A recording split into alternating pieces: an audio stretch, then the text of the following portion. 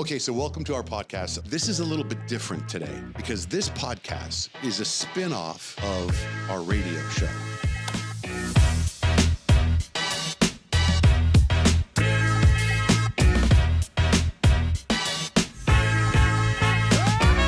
Okay, hello, Nicole. Hey, Johnjay.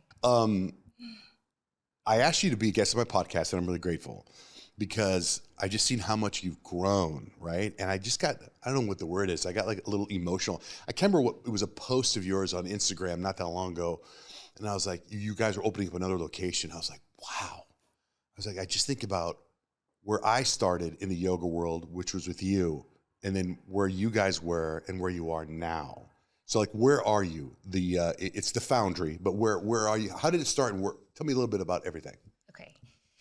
You know, I started doing yoga when I was just a teenager. I think I was actually maybe 12 when I started. And so I'd just been doing yoga my whole life. And I got my degree in computer information systems and realized like I never am going to be happy behind a computer. So I went to yoga school, came back, and I knew I really wanted to teach. I just wanted to teach people yoga and help people transform their lives.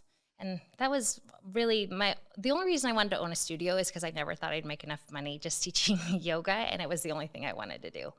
So shortly after I got back from teacher training, the studio I was teaching at came for sale, the Bikram Yoga Paradise Valley, and I just jumped in. And When did you buy that studio? it was 2006. 2006, okay.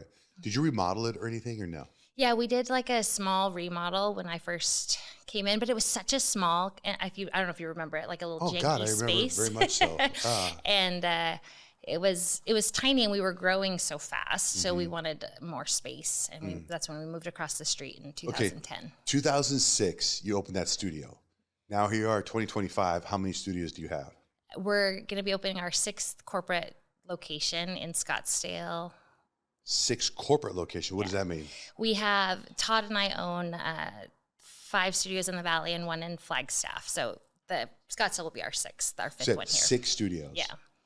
All over Arizona now. Yes. And then we have 3 franchises. So 1 in California, Arrowhead, and Gilbert. Wait, so it's 9. So you have 9 So studios. 9 studios. We personally own 6, and then, 3 more. Well, and so are they called the Foundry? They're all called the Foundry. And so these people in California, like, did you know them? And they're like, because I don't know how that business works. Is that how you do the franchise? And Yeah, yes. they have to follow your rules and everything? Yeah, basically, Right? yeah. Okay, so you opened up in 2006. Like, what does yoga mean to you? Because I want to tell you, you know this or you don't know this, but it changed my life. Your studio changed my life, right? So, I mean, walk me through, because it wasn't just you, and then Todd, your brother, came in later, or was he always part of it? Todd was an investor early on, and then in 2010, he was like in between looking for what he was going to do next, and he's like, let me just work front desk for a little bit, and he totally fell in love with our community and ended up going to teacher training and became a very involved partner at that point. You became a great teacher. Yeah. Right? I mean, I remember, I feel like, I don't know if he was doing yoga with you at the same time when you were a little kid, but I remember when he came and he started, and then I remember him going away to teacher training, and then the last time I took a class from him, I was blown away, right? So where is teacher training now? Now you do your own teacher training? Yeah, we do our teacher trainings in-house. Todd actually was in our first one. He was? Yeah.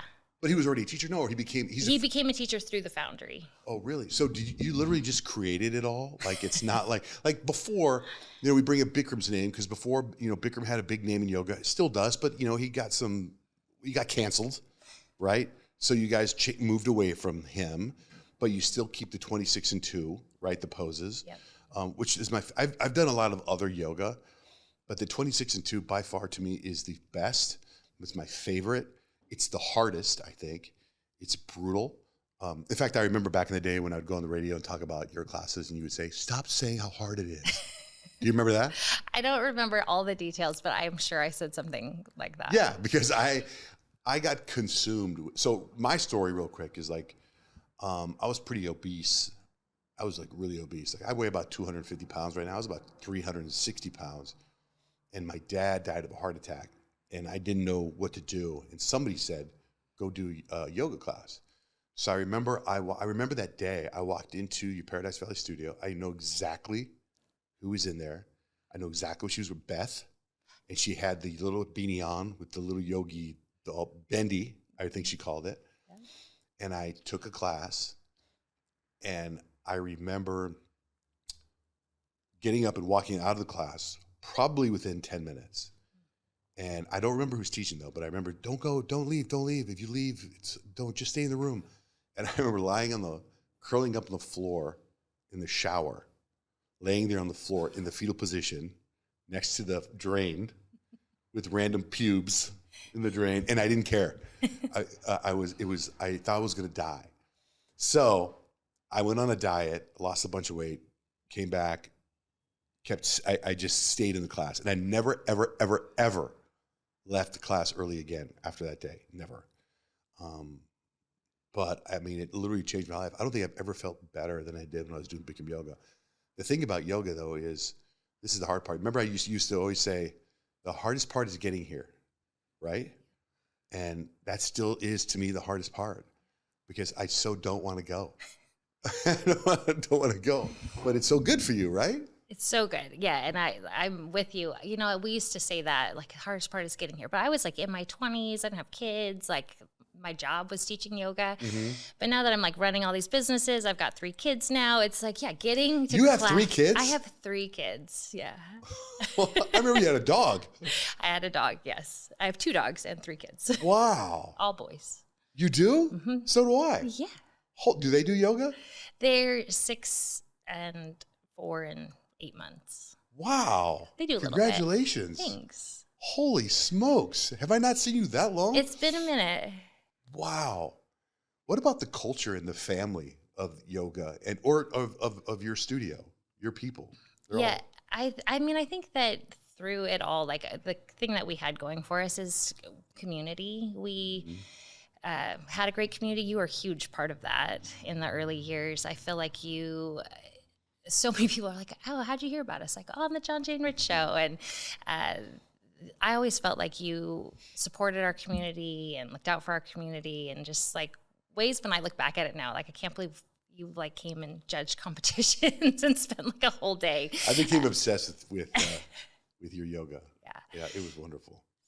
So, it's just one of those things right now. I think people are, I mean, I used to say this like back in the 2006, like, people are becoming more and more isolated, and it's even more so now. So having a place where you can go and come together, sweat together, work hard together, kind of die together in our 26 and 2 class, is just makes for like really good community. It does make for good community, but it was also like this, the whatever hard times I was going through, because after discovering you guys, and I had, my mom got brain cancer, and I remember being in those yoga classes sometimes and just having a breakdown by myself. No one knew. I don't think they knew, but I'd be in certain poses, and it's just like, I remember like what pose is it? Camel? Yep. Where it was just like, I felt like the Indiana Jones beam hitting me, or either taking the negativity out or bringing the positivity in. Like, there's some magic that happens in the yoga studios, right? Especially in yours, I think.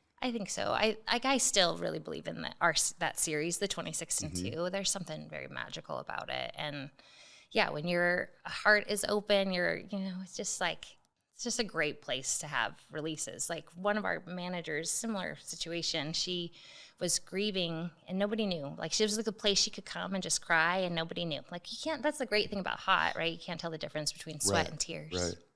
I also remember, like, so many people, my brain is stuck on the Paradise Valley location, the first one and the second one, right? Like, I have stories in my head that are both those locations, right? And I remember the groups of people and how you kind of become friends with people in there. And then I remember competing with people, but they didn't know that I was competing with them. In fact, I remember, so yoga would start at noon, and I would get there at 11:05 to get my spot. And I would, because I remember James in the wheelchair? Jeff, yes. Jeff in the wheelchair, Jeff, yeah. Jeff would always get there and take my space before me, and I'd get so pissed. And he would have no idea that I was pissed. But I'm like, come on, man. you get here before, you're in a wheelchair. You can go anywhere in the studio. You got to take the spot that I want. But and then him and I ended up having a good friendship for a while. And then did he open up his own studio, or him and Allison? Yeah, him and Allison opened up in the East Valley. Do they still have it? They closed during COVID. Oh, they did? Yeah. Oh, that's too bad. But she's still teaching and doing her thing. And yeah. And then I remember Clay. Yeah. And Doug. And I remember just so many different people. I have all their faces. And what's funny about yoga too was whenever you saw somebody from the studio out and about, and it was weird because they had clothes on. And you don't recognize them. Yeah, it's definitely one of those things. It's really weird, am I right? Weird. Yeah, it's a little weird. God, where did I know you from? Oh my God, you have clothes on. Right? Yeah, totally. So tell me a little bit about like expanding and how was it, were you scared? What was the first opportunity that came your way? Yeah, the first opportunity that came our way was the Old Town Scottsdale location, which was the original. Andreas, yeah. That was the original hot yoga. That's where I started. That's where I practiced as a teenager. So I was really excited about it. It seemed like fun to go home. But it actually, like that studio after we took it over, really struggled. And it was the thing that really helped us open our eyes to newer possibilities and like adding different modalities. And like, was there stress? Yeah. That studio was losing money for quite some time. We our hard-headedness we probably stayed in a little longer than we should have. You still have it, right? Yeah, we still do. So then moved to Arcadia. Oh, so that studio is now Arcadia Studio. Oh, was that the big change, moving? Like it corner. We stayed in that spot for a really long time. It was, timing of it was a little bit funny. When we moved into that space, it was like the year we had the Super Bowl.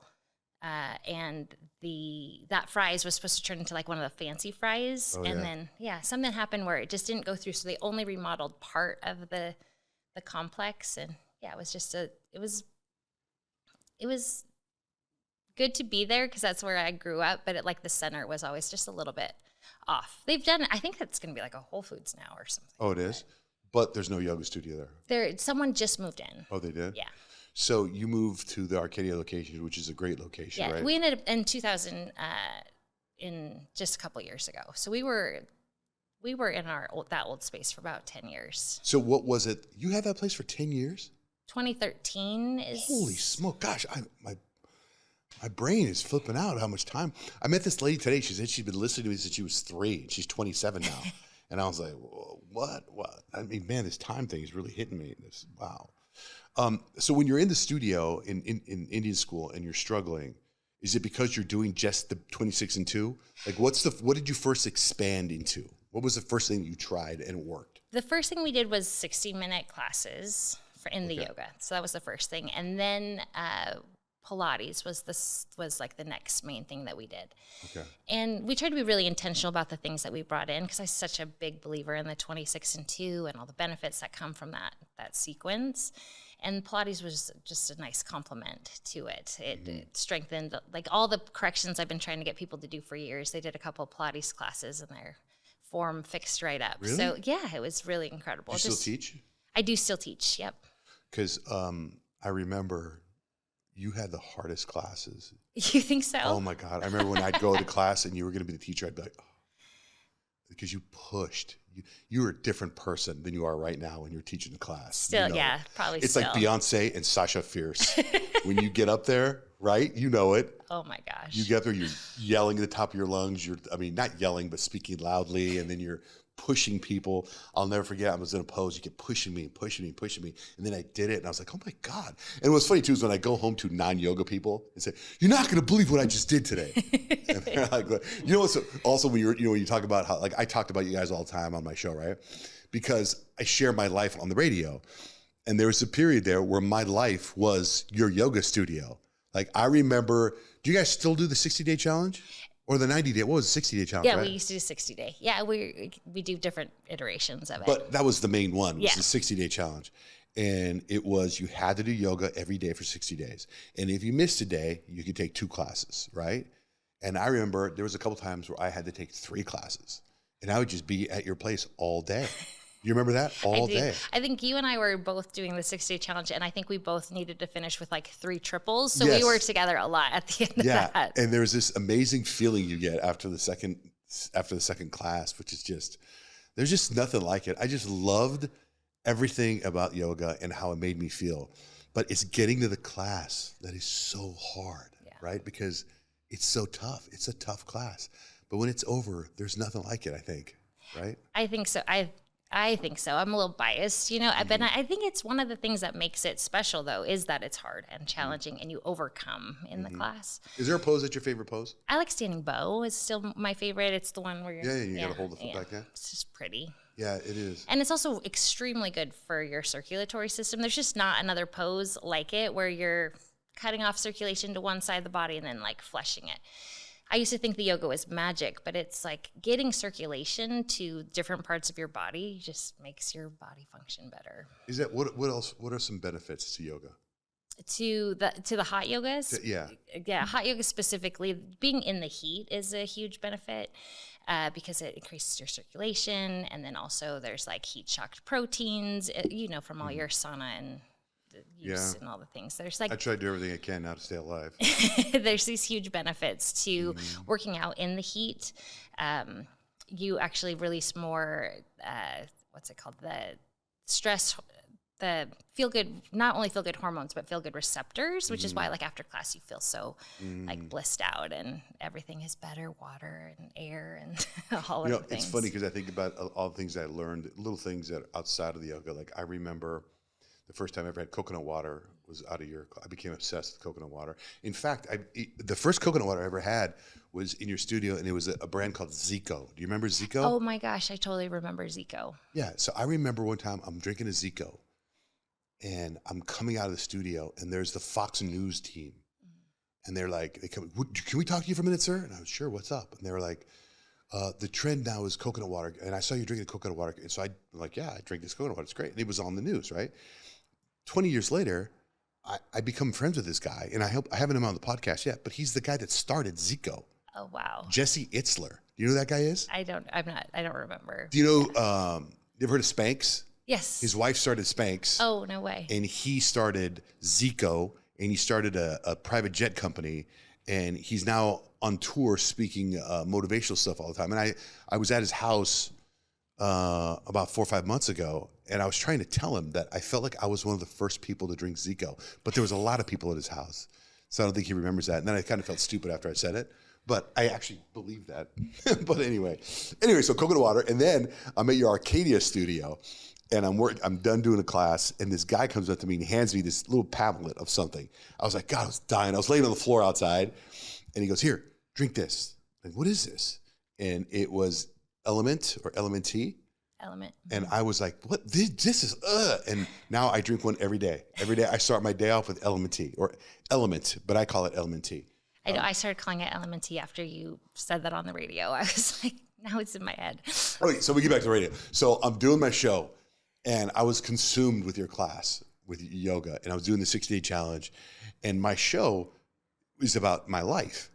And all I did was talk about yoga for like 2 years straight? I think so. And I remember I would get called we'd have these meetings, we still have them, these focus blogs, and they talk about what hits the needle with the audience, what doesn't hit the needle with the audience. And I remember yoga was way hitting the needle, but then management was like, hey, you might want to pull back. All you do is talk about yoga. I'm like, well, that's all I'm doing right now. You go, yoga, take my kids to baseball. Yoga, take my kids to soccer. Yoga, take my kids to basketball. And anyway, one of the things I did notice is when I was doing yoga, I was just doing Bikram yoga. I was just doing the yoga. And I lost a lot of weight. I got really skinny. And then I started to learn more about health. And I think, and I'm not a pro, but I think there's got to be a combination of yoga and some weights. There's got to be some sort of, what's the word I'm looking for? When you're pushing weight. Resistance training. Maybe that's why. Is that what Pilates is? Pilates has some weights. We have a HIIT class, a high intensity interval training, where we do weighted exercises. And yeah, that was one of the reasons why we expanded to provide more things, is to be a little bit more well-rounded. Well, I did a Pilates class in your studio in Paradise Valley, I think it was. And I remember this friend of mine who I've had on this podcast before. She said, come do a Pilates class with me. I'm like, I've never done Pilates. She was, I go, that looks stupid. And I went, took the Pilates class. I think it was mat Pilates, right? Yeah. Right. And it was hot. And in the class, I was like, this is so dumb. And the next day, I couldn't move. I was in so much pain. It was one hell of a workout.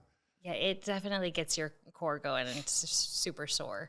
But it does help, like it helps with posture. So Yeah. it just, It's great. yeah, I'm telling you, it's great. improves all the things. What's the most popular class in your program? Right now, Pilates. Pilates is definitely having its moment. Really? Yeah.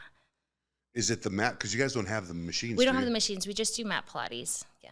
But Wow. it's across the, across class pass, even in like Europe, Pilates is just really shining right now.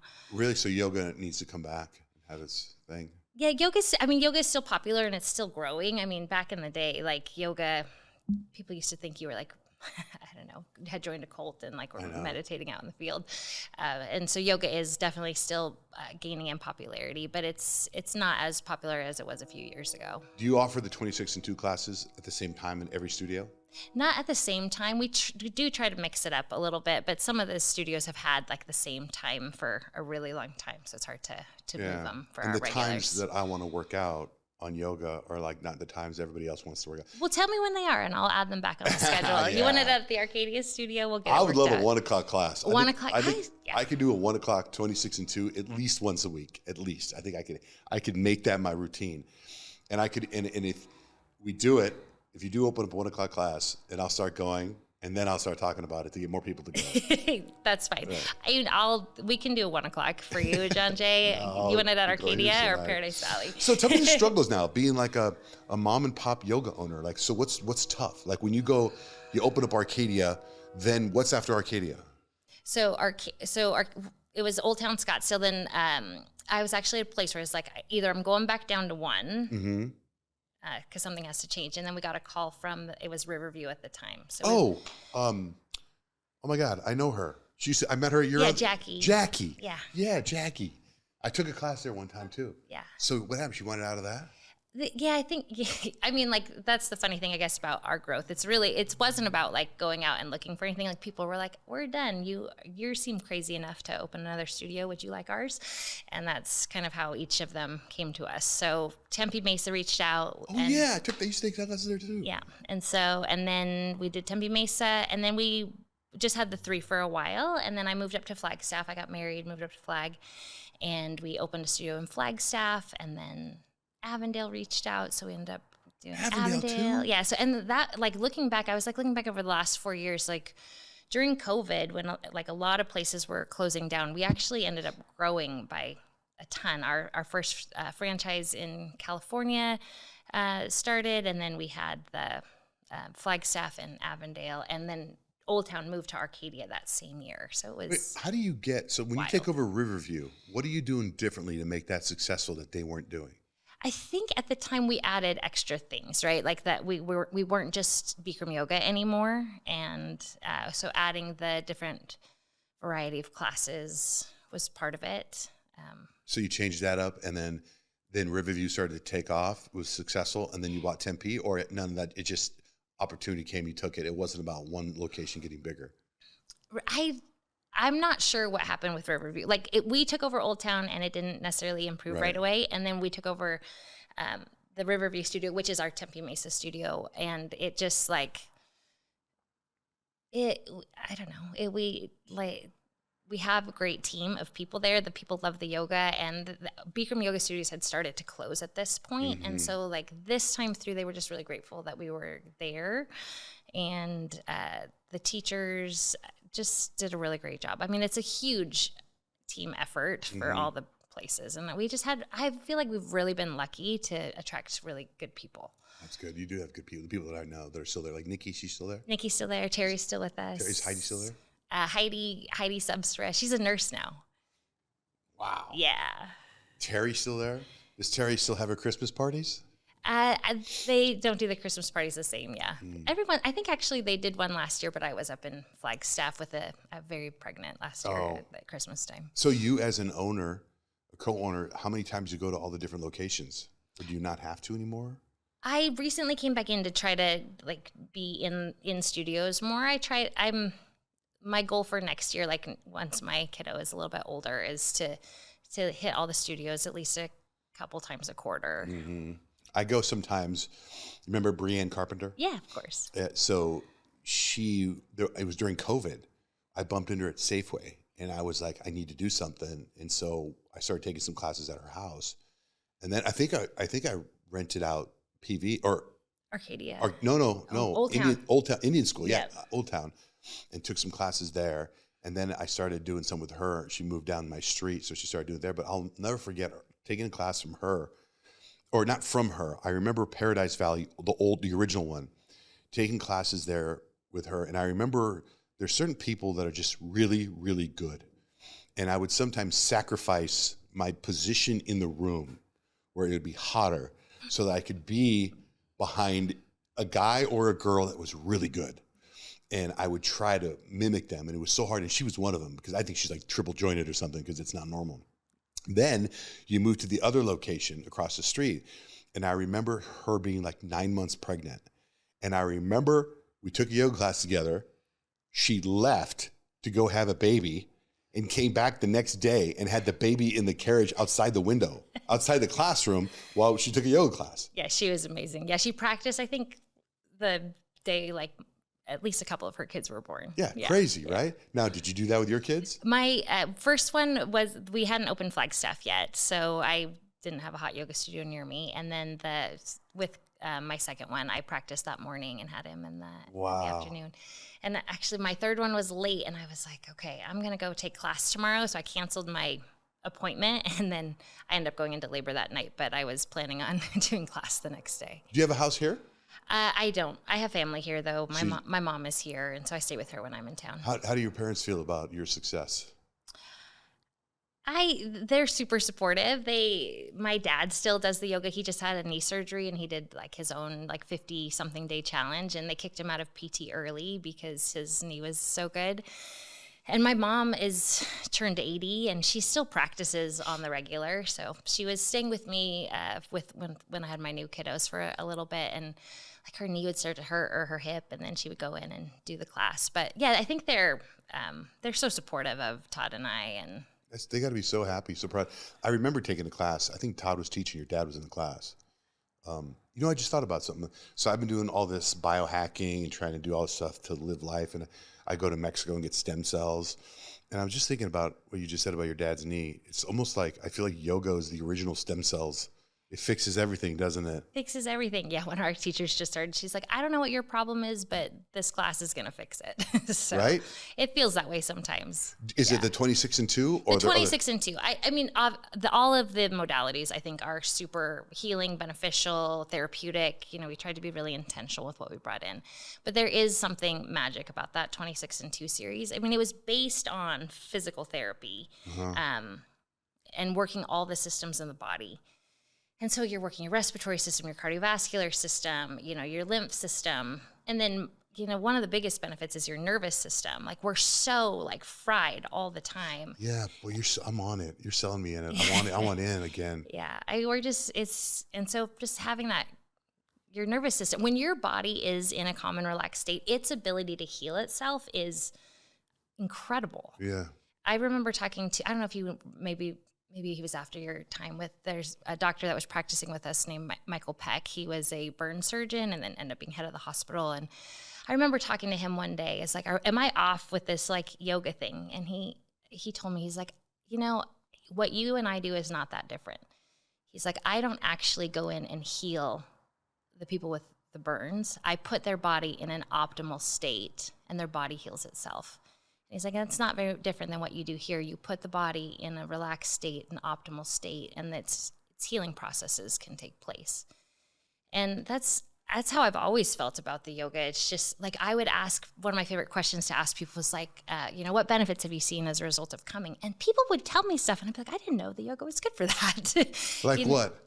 Somebody had some like skin problems happening, like this like autoimmune rash, and it had gone away with the practice. And I mean, originally, like the first class, it kind of flared up, and then it like ended up going away to the background for him. So many people have told us they've avoided surgery. And this is not to say surgery is not necessary, or like, obviously there are things, but we've just seen people like have huge success with knee issues, hip issues, back issues. Mainly Todd is a big proponent of this. He had injury in high school where he was he was a wrestler and he hurt his back. And so he herniated discs and he's a golfer for, his whole college career.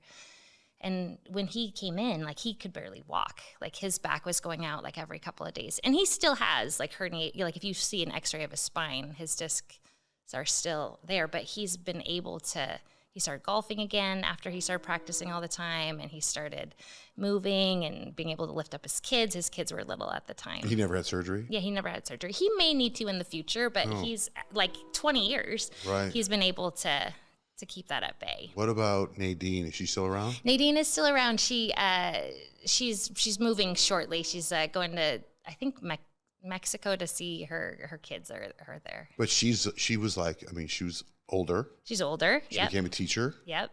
Like, are we allowed to say how old she? Because I remember she was like very old. I can't remember exactly. I think she was in her 70s when she did teacher training. Right. I can't remember. Like, talk about determination. And she did. She got like the English Bulldog Determination Award at her teacher training because she just stuck with it. And like, we had to memorize some, 100 pages of dialogue for the training that we did, and 9 weeks of doubles. And she did the whole thing just like, and I remember her just like running circles around some of my new teachers. Yeah, she would amazing. She would take class, teach a class, come back later if someone needed a sub, and it was like she had a lot of grit. And then there's the teacher that's in Arcadia a lot. I think she was, and she was somebody that I believe, I can't remember her name, but she was like a certified person from Bikram. Oh, Sentra.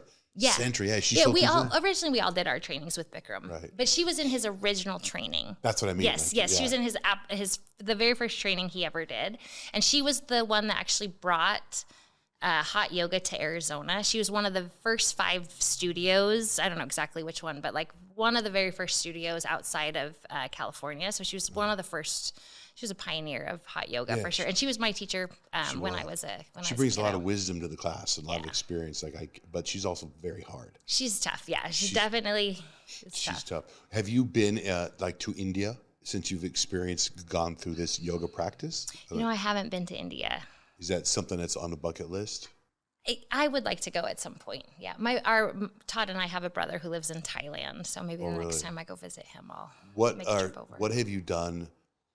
What are some of the benefits of you owning all these studios and now hitting success? What would you say is something that you've kind of spoiled yourself with? You traveled anywhere? I mean, I do travel, and retreats is one of the things I love to do with our community. We go on retreats. We just were in Portugal, and we're going to be going to Costa Rica next year, and that's a lot of fun. You've done Costa Rica before, right? We've done Costa Rica before, yeah. Yeah, it's funny because my wife and I think you posted it a year or two ago. I don't know now because I don't know time right now, but I remember her and I going, we should really go on this. But I wanted to, one of the reasons we didn't is because it's been a while and I don't know the group yet. Like I know if it was 15 years ago, I probably would have known every single person going on that trip. You know what I mean? Yeah. Anyway. You should come this year. To Costa Rica? Yeah, Well, so tell me about that. So you go to Costa Rica, is it a 7-day, what is it?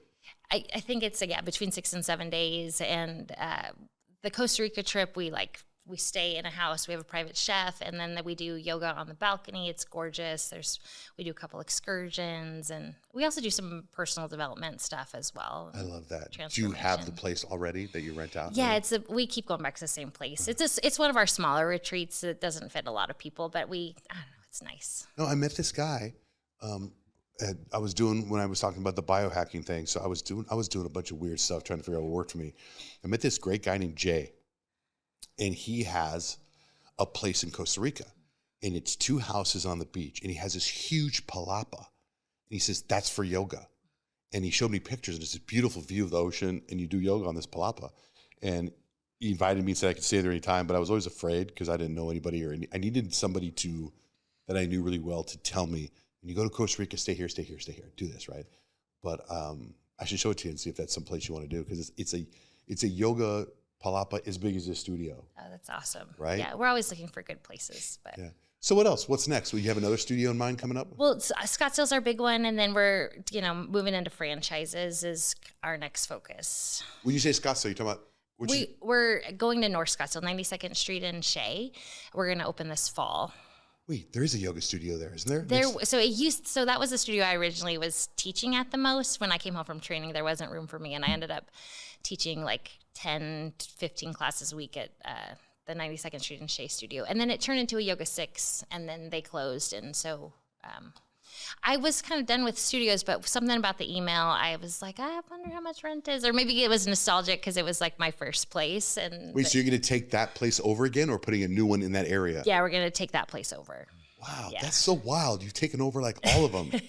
I feel like I've been every single studio you've taken over except for Flagstaff. I think I've taken classes there. Did you ever do Bikram Yoga in Flagstaff though? Because that was the No. original Bikram studio there. No, I never did. I did Tucson. I don't know if Tucson's there anymore. There's another. Yeah. It was a boxing studio the last time I drove by, but I did some. There was a guy named Bob. Yeah. Remember that Bob guy? Yeah, totally, Bob. Yeah. I took a class from Bob there. I remember John. Did he open up his own studio too? John Naki, yeah. Yeah. Does he still have his studio? He moved Oh, he a did? few years ago. But I know Avondale was a husband and wife that owned that one. Yeah, John and Shelby. Yeah, because they won I remember because they won a lot of the competitions. Yeah. Right? Yes. Yeah, they were so good. Are they out of the yoga world now? They are, yeah. Wow. And then, of course, Jackie. And then I remember it was also a husband and wife that had the Tempe one, too. Yes. They were really nice, too. Yeah, Elena and Ben. Yeah. Yeah, they're great. Man, you just taken over. You're like freaking, you're the Amazon. You're the Jeff Bezos I think of yoga. it's more like crazy. Like I was the crazy, like willing to, I don't know. I so invested, like so passionate about the 26 and 2. I just didn't want any studios to close. No, I think that's great. So 26 and 2, is that part of every franchise? They have to do a 26 They and have 2? to, yeah, they still have to have the original 90-minute, at least a few times a week. Is it 90 minutes? Because there's a modified one. We too, do have right? a modified one. We have a shorter 75-minute, and there's some hour classes, but they have to have like a certain number of 90s. What about when you started introducing music in the class? That was new. Yeah, that was new. Is that a teacher preference? The teacher? It's, it's one of those things. It's like where it was give the people what they want. Okay, let me ask you this. Does the teacher pick their own music? Teacher picks their own music. Okay, that's good. We do have guidelines, but yeah. Oh, you do? Well, still, because I used to go to one of those classes as a group. You get on the bike and you lift weights and you get on the treadmill, and the teachers picked their own music, and then they kind of went corporate, and then you had to use each teacher had to use a playlist that was national, and it just changed the whole class. I stopped going. Yeah, loses the vibe. Yeah, it loses the vibe because there's the personality of the teacher. The music reflects the personality, and it makes you want to go to class. Even if you know like one song, I'm going to go, oh, I know they're going to play it. So there's certain music that really gives an impact to exercise, Now, I don't think I've done yoga with music that I know very well, but sometimes your yoga classes are the hits. They play hit songs, right? Yeah, they do. And so our flow class has music, and so we have like a 26 and 2 that's a little shorter that has music as well. Isn't there a 26 and 2 that's just one time? Like you don't do it twice. When you do the normal Bikram poses, it's 2 poses, the same pose twice. Every pose twice. We have one called our express class. That one. Yes, and we do most things, some like half and half, like half or twice, and some are once. Yeah. The thing about the 26 and 2, the 90 minutes, is that it was so time consuming because you got to get there. Yeah. Then you got to take the 90-minute class, and then you got to survive afterwards. I mean, when you get home, you're just done, right? Until you build up that tolerance. Totally. Yeah. And I think I didn't appreciate how much time it took until I was a little bit older. I mean, how do you feel? You're like this massive, successful businesswoman. You just started off talking about how you wanted to be, you were just a teacher. I mean, that's still always the thing. Like, I just want to teach 26 and 2. So I don't feel like I can get rid of them because I want to keep teaching 26 and 2. I love all the classes we teach though. I teach HIIT and Pilates as well. And I think the way that they all work together, like you were saying, like having a little bit of weightlifting and having some core strength, it's just, it's enriched what we offer. How'd you meet your husband? Do you yogini? Yeah. I met him at my yoga. At your yoga class? Yeah. At which studio? At Old Town. So you just started coming every day, started flirting? Yeah, and I didn't take his flirting personally. Like that's his personality, but we definitely had like a good rapport. And then over time, he started becoming friends. He became friends with Todd outside the studio, and then I remember Todd being like, "Why are you not dating this guy?" And I'm like, "Well, because yeah." Is he 100% like your partner as well, or does he have another business? He's an accountant, and he was working for Troon Golf, and that's how we ended up in Flagstaff. He ended up taking a job at Pine Canyon. And then he recently has just gone all in with the Foundry and does our accounting and payroll. And that's fantastic. And he does other stuff as well, but that's, I heard that Pine Canyon is like the place. It's an amazing golf course. Is that where you live? We live near-ish. I heard about it. I've never been there, but I hear about it all the time. Yeah, it's beautiful up there. Well, thanks, Nicole, for coming in and being a guest on my podcast. I know it was like sudden, and you were like, no, I don't want to. And I'm like, come on. I was just so excited when I saw you're opening up another studio, and I was thinking about it. I think it's been almost 20 years. Coming up next year will probably be my 20th year or 19th year. So it's really cool that you came. Yeah, I mean, I felt like we manifested you. We just were talking about you the day before, and then you sent us that text. And I feel like that was also with the yoga, right? Like, I feel like you told me Yoga brain. That you felt like you manifested your Portland and Seattle by doing the yoga all the time. That was like the time that you were. I'm telling you, I came up with this phrase. I mean, I think you guys said yoga brain in the studio, but that was usually whenever, like, if there was a mistake or you screwed up, oh, it's okay, yoga brain. And then on the radio, I remember these moments. It's almost like I had I had visions of the future, but I didn't know how to control it. And the more I went to yoga, the more visions I had, or the manifestations I had. And it sounds so crazy, but it's like Spider-Man when he had the web and he didn't know how to, he could shoot it, but he didn't know what to do with it. And I felt the more yoga I did, I know this sounds crazy, but it was like I had this mental power that I could not explain to anybody else. So I just called it yoga brain. And every once in a while when something like that still happens, it's like I call it yoga brain still. And I think, and I'll go, oh, wow, I was just thinking about him yesterday. He called. And then I'm like, have I done yoga? That's the first thing that pops in mind. Now, I think I simulate a lot of yoga. Like I do the sauna every day for 20 minutes. And the sauna, it's like yoga, but I'm not moving, right? So I feel like I get a little piece of yoga brain in the sauna. But yes, I manifested Portland, Colorado Springs, our syndication deal. Getting through my mom's death was tough. But I'm telling you, I don't know what I would have done if it wasn't for Bikram Yoga and your classes. Anytime I take her to chemo, I drop her off. She lived off of Shea and Tatum, and I would just shoot up to the Thunderbird Studios and take the class there, just get through it, and then come back down, take my mom to dinner, and then I'd spend the night, and I'd get up, do my radio show, take her to chemo, go do yoga. Like, it was tough. It was so tough. But anyway, thank you. Thank you. Thank you for all of your support over the years. The Foundry AZ or just thefoundry.com? TheFoundryYoga.com. The Foundry Yoga. It was the Foundry AZ, right? Bikram Yoga AZ, yeah. And now it's the Foundry, thefoundryyoga.com. Where'd you come with the Foundry, by the way? What's that? The Foundry, it's like the place where metal is transformed into, different shapes and things. And I really like that it was the place where things got set on fire and molded and melted. And then it wasn't like you were trying to become anything in particular. It was like, you can become anything. I'm so happy for you. Thanks, Johnjay. Plus, I can't believe you have 3 kids just like that. You'll have to give me all the tips on raising 3 boys. So. Is Nikki still there? Nikki, yeah. Yeah. She was a good teacher too. I really liked her classes. She's a great teacher. Yeah, she still teaches regularly. That says a lot too. That you have these people that still worked for you 20 years later, or with you, however you want to phrase it. Did you take any success classes or how to manage people, or just motivational books and stuff?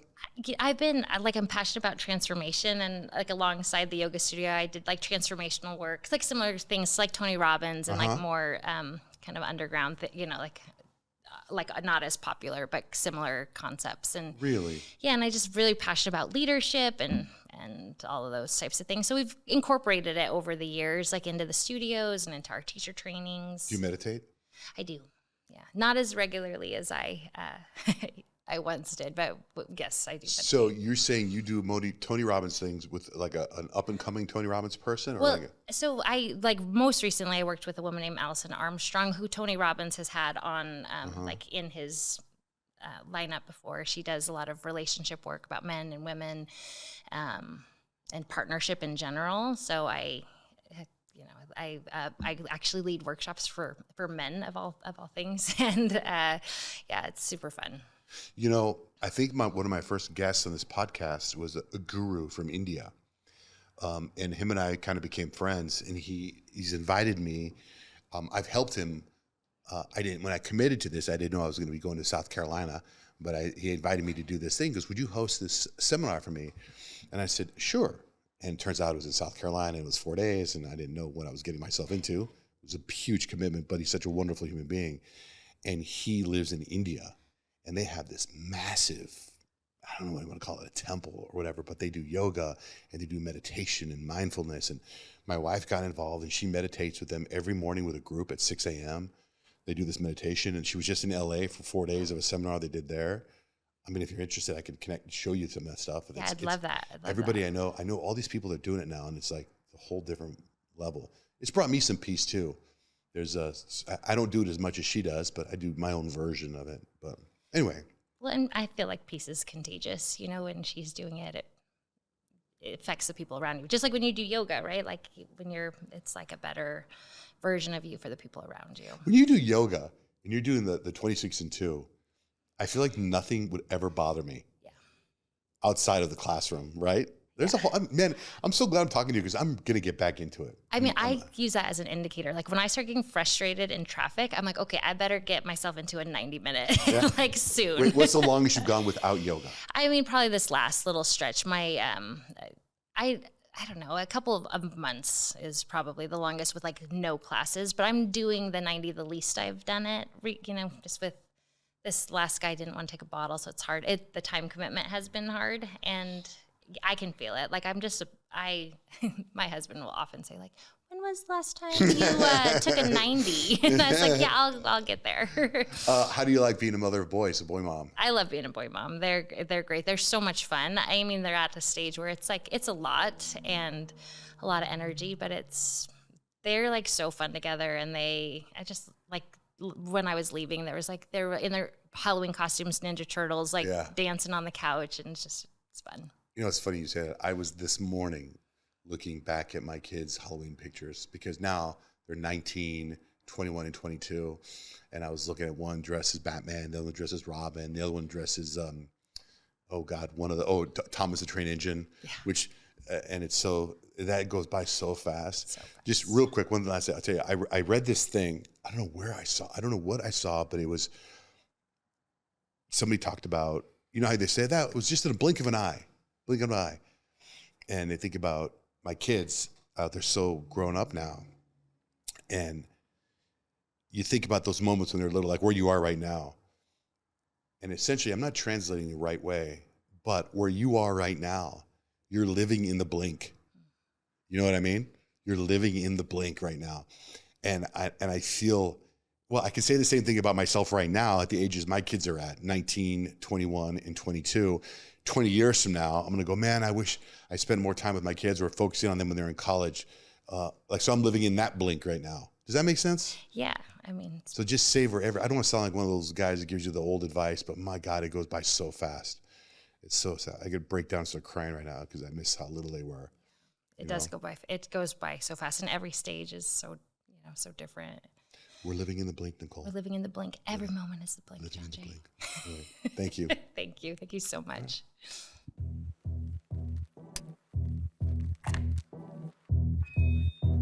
Okay, so welcome to our podcast. This is a little bit different today because this podcast is a spin-off of our radio show.